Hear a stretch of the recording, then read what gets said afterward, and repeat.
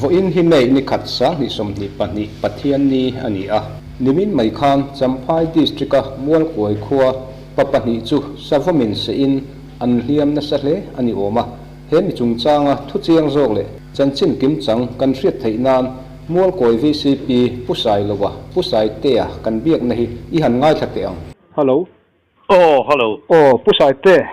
Oh, ama sain chi bai le Tibaile. kha in kwa mual koi a khan limin ma khan savom in mi pahnih a se ti thom te kan lo hria Oh, chulai chu khongai na chanchin kim chang abul thum deuh train min lo hril theim le oh. Kha. Nimina hianin lalpan liana kung somnga parukle. Lal ritanga kung somnga pasari hi. An lawa fe in mau buang ram kan themo. Chuan kan chulne na in somani kumlam chulne hianin. Chu an fe hong hi chonhulama. Chul khai la in chula an kuala. Chuanin an honga dar thum bor vela liang in hormun kan tia tatia te konga an honga ka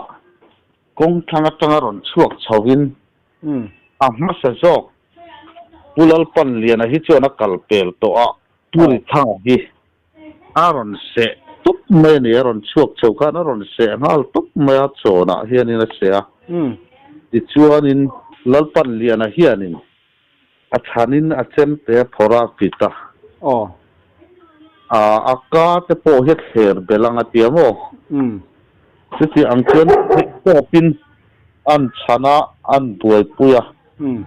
chena nu dewa chuanin a chem te ken ne na kut ne te chuan se chilta ani po chu a chavom khana ron pe ya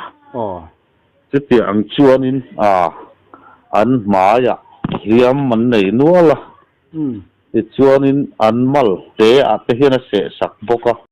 an kut chang hi a se thlia sak ve boka mo puri thanga jok hi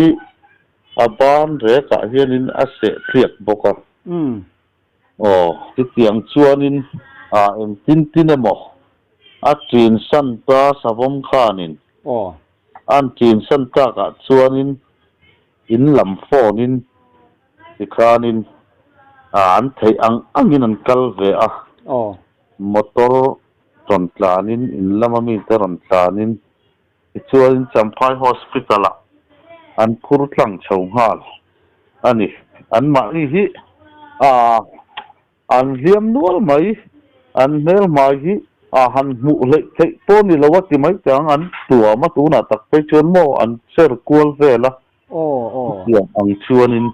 an mani amara chu an nunna sana te chun la lu tuk kheng tura te chun kan ngai lo mo ani tak chu kan lo fiat dan khan pakhat phei chu an hnara se tha deuh tho angani ti te kha kan lo fi a adikem khang te kha an nar hi a se ther ve kan tiamo mo ro chu thui som le thei chu niang an thui an tia ai hi ani tak chu wa zia loin awa poi ve savom kha eng anga sol nge he savom hi alian khop mai an tia savom puitling tak chu nian tia mo chu tiang ang chunia he savom hi kan fe kong soka na ka na ni kumlama tangin a phom te po sia in fe te po hi tiral ti thin khop mai mo nu now engemaw te chu hlawin an lo tlan che to ani kumlama te po khanin in thola te chuakin khai pang ma te po vai mim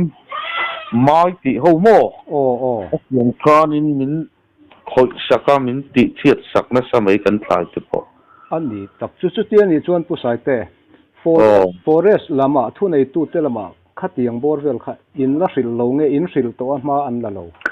kan la khil chi alova etia van doina kan han to ta ka chuan vo in ni tol ni lo ni bok ne nak tu klama hianin mala a kal turin kan in buat sai meke in hril nge chu angai I asla dik tak chuan chu ni min po chu thian dun ni lo se chuan I a se hlum don ti na ni ta a an in chana wangin savomin a trin san ti na chau ani ta a pahnih po khati khopa a soi sa a sop ani si chuan pakhat thei chu ni se nun na in chan ngei don ni in alang tlat maya in chin fel deuh chu angai hle mai khan ni dang zela te po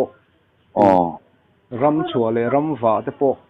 angam om don lo ti na nia tro ni kel kang nen hianin kel kang ta na po hian a hla om theiang kel kang lampang ram hoi hianin a kal santa tin santa mo kel kang ram ri nen hian a in nai ang renga kor a sukai chuanin a se na tang hianin mi mual khat kor hi sukai chuan kel kang ram kal don chu ni maya ta alui mong lama kon kurung kan tiamo chu tian ni chuan tu na enge an din hun pupan a thian pa chu an zia oma that lampang chen panin an sia amo an hmel chu an pahni na khoi ve nge pakhat jok chaw khoi ve pakhat hi se angkan helaya chala te hianin a gin tha a nar te khat ti khanin a ti he kat ti ke ta chuanin pakhat jok hi helaya biang hi a se khat ti tiamo oi da udura khai ti mai ang ti ang khanin a oma kina a tong hi an har sak ang reng eng lo view ni loin khang lain liam eng mo vel khan mo ti chuan han soi le ta dei la kha savom kha ama pun thom lo nei zau zawa kha lo wa kha savom dang omin in hren fiat thiam sia hara an om chukarin tin han in zot le tai la a hmun atang khan ke in an enge mo chen an on kal itiami fin thum vel chum kalang ke hianin khai an va tur chel reng ve khat chu ti chunga khati chen an ron kal kha an tur chel hle mai pating tak mo tur chel takan ni an ma ni an pachang in an fak om khop mai an fak omani chu an pachang hle mai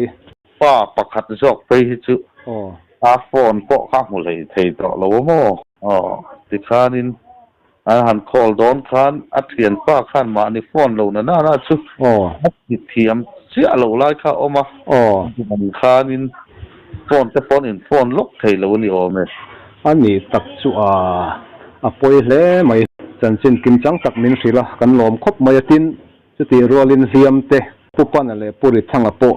pathian zara lo dam thale se kan du khop mai ni pathian zara an dam thale koi tura ngai ila pusai te chanchin kim chang min sila chunga kan lome